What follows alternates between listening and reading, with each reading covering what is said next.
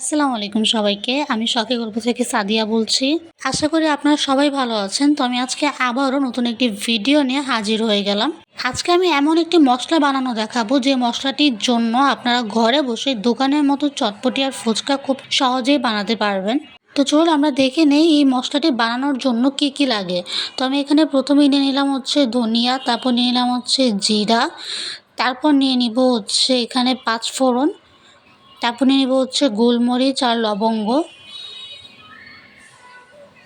তারপর নিয়ে নেব হচ্ছে এখানে শুকনা মরিচ, তারপর নিয়ে নেব হচ্ছে এখানে মিষ্টি জিরা, তারপর নিয়ে নেব হচ্ছে এখানে শাহি জিরা, তারপর নিয়ে নেব হচ্ছে অল্প পরিমাণের বিট লবণ।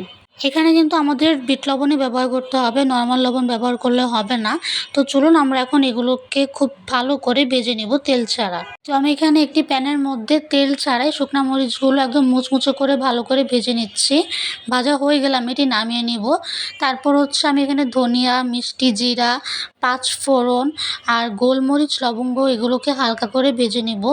এগুলো হালকা করে ভাজা হয়ে গেলে তারপর দিয়ে দিব হচ্ছে জিরা। তারপর আমরা আবারও হালকা করে ভেজে নেব। তারপর হচ্ছে আমি দিয়ে দিব হচ্ছে শাহি জিরা।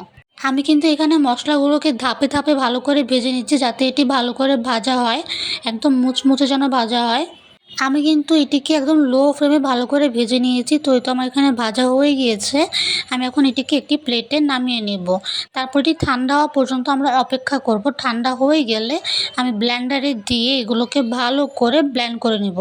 আর আমি কিন্তু বিট লবণটি মশলার সাথে দিয়ে একেবারে ব্লেন্ডার করে নিয়েছি। আপনারা চাইলে কিন্তু বিট লবণটি পরে মশলার সাথে আলাদাভাবে মিশে নিতে পারেন, এটা আপনাদের ইচ্ছা। আমাদের কিন্তু এই মশলাটা একদম ভালো করে নিমিশ করে ব্লেন্ডার করে নিতে হবে, আর না হলে কিন্তু খেতে একদমই মজা লাগবে না।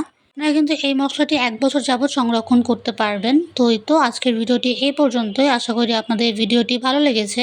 আর ভিডিওটি ভালো লাগলে লাইক, শেয়ার, কমেন্ট করবেন। আর ঠিক এরকম নতুন নতুন ভিডিও পেতে আমার চ্যানেলটি সাবস্ক্রাইব করবেন আর আমার পাশে থাকবেন। আল্লাহ হাফেজ সবাইকে।